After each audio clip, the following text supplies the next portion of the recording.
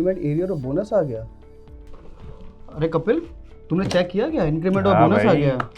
मजा आ गया, आ तो गया, मजा आ गया। अच्छा, क्या करोगे इतने पैसों का? मैं पार्टी करूंगा। तुम क्या करोगे? मैं सोचा था कि बैंक एफडी में लगा लूँ, वहाँ अच्छा रेट ऑफ इंटरेस्ट मिल रहा है। एफडी मत लगाओ यार, ऐसा एफडी मत लगाओ। क्यों? वहाँ पैसा सेफ रहेगा ना। अरे सेफ तो है यार, लेकिन रिटर्न कहाँ मिल रहा है, जानता ही है तू। लेकिन मैंने तो पढ़ा था पिछले 1 साल से बैंक एफडी में अच्छे रेट ऑफ इंटरेस्ट दे रहा है। ये भी तो पढ़ दो भाई कि अब जो है बैंक अपने इंटरेस्ट रेट घटा भी रहा है। ओह, ये देखा। मुकेश भी सही है और कपिल भी सही बोल रहे हैं। एफडी पर हमने देखा है पिछले 1 साल में ब्याज दर बढ़ते ही गए, लेकिन अब इस बढ़ोतरी पर ब्रेक लगना शुरू हो रहा है। मुकेश की तरह लाखों लोग सेफ रिटर्न के लिए फिक्स डिपॉजिट यानी बैंक एफडी में निवेश करते हैं और महंगाई को काबू करने के लिए रिजर्व बैंक ने भी मई 2022 से लगातार 6 बार रेपो रेट को बढ़ाया और ये अभी 6.5 पर पहुंच चुकी है। और इसी की वजह से हमने देखा कि बैंकों ने भी डिपॉजिट पर ब्याज को बढ़ाया, इतना बढ़ाया कि एफडी की इंटरेस्ट रेट नई ऊंचाई पर थी और ये करीब करीब महंगाई को मात देने की स्थिति पर भी पहुंच गई थी। हालांकि अब जाकर कुछ बैंक जो है ब्याज दरों को घटा रहे हैं। ब्याज दरें घटाने की क्या वजह है और इसका मतलब आपके लिए क्या है, खासतौर पर उन लोगों के लिए जो कि बैंक एफडी में निवेश करना चाहते हैं। आइए इसी को समझते हैं। मुकेश जिस फिक्स डिपॉजिट की बात कर रहे हैं उसकी बैंक डिपॉजिट में अच्छी खासी हिस्सेदारी है। फाइनेंशियल ईयर 2022-23 में 13 जनवरी 2023 तक बैंकों में टोटल डिपॉजिट करीब 12 लाख करोड़ रुपए बढ़कर 186 लाख करोड़ रुपए हो गया। डिपॉजिट में तेजी की वजह एफडी रही। आरबीआई की ओर से जारी आंकड़ों के मुताबिक बैंकों के पास एफडी समेत टाइम या टर्म डिपॉजिट के रूप में जमा रकम 164 लाख करोड़ रही, जो 31 मार्च 2022 के 151 लाख करोड़ रुपए से 8% यानी 12 लाख करोड़ रुपए ज्यादा है। ये संकेत है कि ब्याज दरों में तेजी के दौरान लोगों ने फिक्स डिपॉजिट में जमकर पैसा लगाया। फिक्स डिपॉजिट में तगड़े निवेश के बीच अब कुछ बड़े बैंक ब्याज दरें घटा रहे हैं। ये कटौती 3 साल तक की टेन्योर वाली एफडी में है। एक्सिस बैंक ने 1 साल 5 दिन से लेकर 13 महीने से कम की एफडी पर ब्याज दर को 7.10% से घटाकर 6.80% कर दिया है। इसी तरह 13 महीने से 2 साल से कम की एफडी की दर 7.15% से घटकर अब 7.10% पर पहुंच गई है। पंजाब नेशनल बैंक ने 1 साल की एफडी पर ब्याज दर में 5 बेसिस पॉइंट की कटौती की है। 1 जून से 6.80% की जगह 6.75% ब्याज मिल रहा है। 2 करोड़ से कम की एफडी पर यह लागू है। इससे पहले बैंक ने 666 दिन की एफडी पर इंटरेस्ट रेट को 7.25% से घटाकर 7.05% कर दिया था। यूनियन बैंक ऑफ इंडिया ने 2 करोड़ रुपए से कम की एफडी की दरों में बदलाव किया है। 3 साल की एफडी पर बैंक अब 6.50% का ब्याज दे रहे हैं, जो पहले 7.30% था। कुछ दूसरे टेन्योर के एफडी रेट में भी चेंज किया गया है।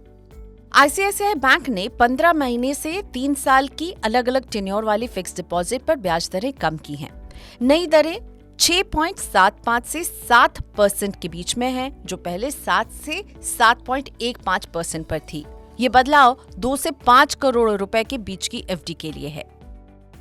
अगर आप सारे आर्थिक सूचकों को देखें, वो इसी तरफ इशारा कर रहे हैं कि दरें यहाँ से शायद ज्यादा नहीं बढ़ने वाली हैं।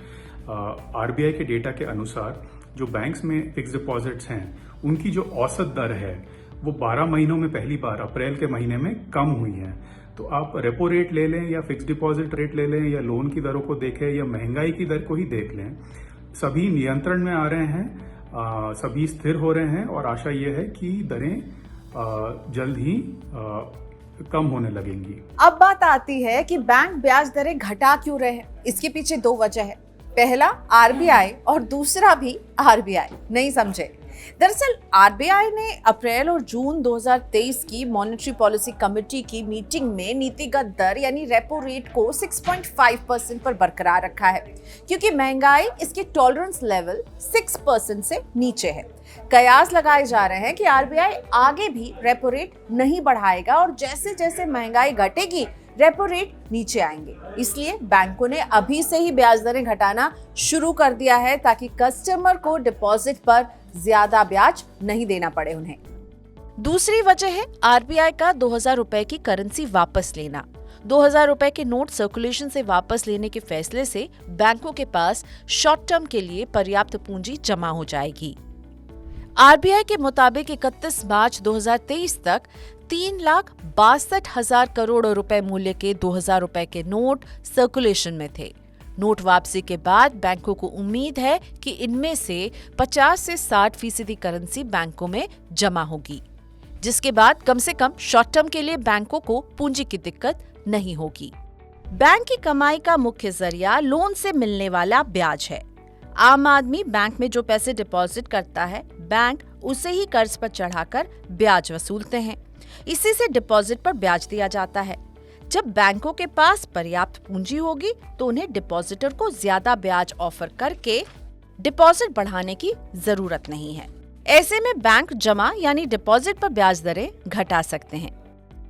रेपो रेट घटाने का असर एफडी और बॉन्ड के साथ आपके सेविंग्स अकाउंट के ब्याज पर भी पड़ेगा। यही नहीं, अगर बैंक सेविंग्स, एफडी समेत टर्म डिपॉजिट पर ब्याज दरें कम करेंगे तो इसका असर स्मॉल सेविंग स्कीम पर भी पड़ेगा। इससे senior citizen saving scheme, Sukanya Samriddhi Yojana, PPF, NSC, monthly income saving scheme जैसे स्मॉल सेविंग स्कीम की ब्याज दरें भी घट सकती हैं। आज के दिन सारे बैंक आपको 7% या उससे ज्यादा की दर दे रहे हैं। अगर आप सीनियर सिटीजन हैं, यानी अगर आपकी उम्र 60 से ज्यादा है, तो आपको 25 से 75 बेसिस पॉइंट्स ज्यादा दर मिल सकती है।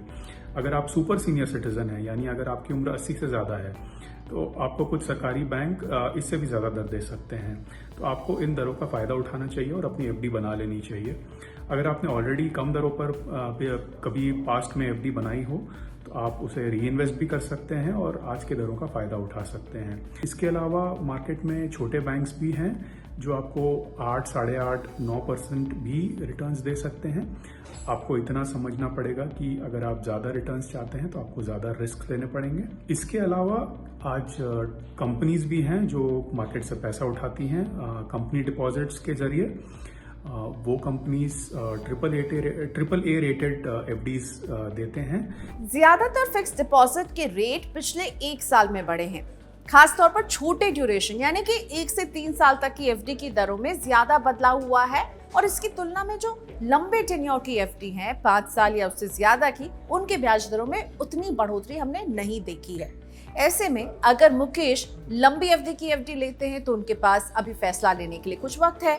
लेकिन हाँ, अगर मुकेश शॉर्ट से मीडियम टर्म यानी 3 साल तक की एफडी में निवेश करना चाहते हैं और उन्हें मौजूदा ऊंचा इंटरेस्ट रेट भी चाहिए तो तुरंत एफडी करवा लेनी चाहिए, क्योंकि जिस रेट पर आप एफडी कराते हैं वो रेट पूरे टेन्योर के दौरान बना रहता है। यानी मुकेश को अगर हाई इंटरेस्ट रेट को लॉक करना है अपने निवेश पर तो अभी फैसला लेना होगा शॉर्ट टर्म की एफडी में निवेश करने के लिए।